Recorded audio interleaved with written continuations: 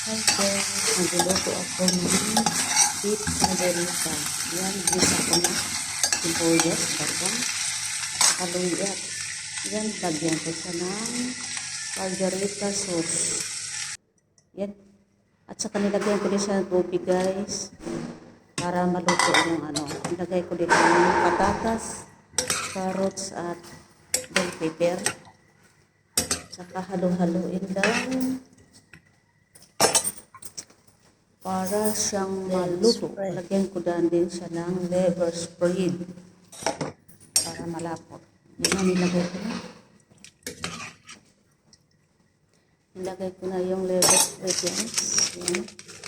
So, lagyan ko din siya ng konting magic sarap para malasa din yung caldereta. Yan, konti lang siya. Lagyan ko siya ng medyo marami sabaw para maluto yung pata. Yan, halo-haloin lang guys. Halo-haloin ko lang. Tapos lagyan ko siya ng konting asin. Kasi nilagyan ko na siya kanina ng toyo. Konti din. Yan, konti lang. Luto na ito.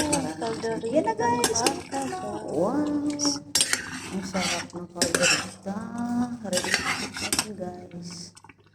So yummy. Transfer natin dito guys. Yan. I-transfer ko na sa baunan para mahugasan yung nilutuan ko. Yan. Transfer muna natin para hugasan na yung nilutuan ko.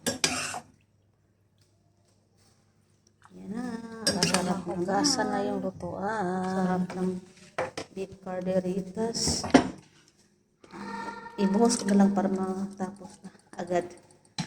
Yan na guys. So yummy. Ready to eat na. Kain na tayo guys. Yummy.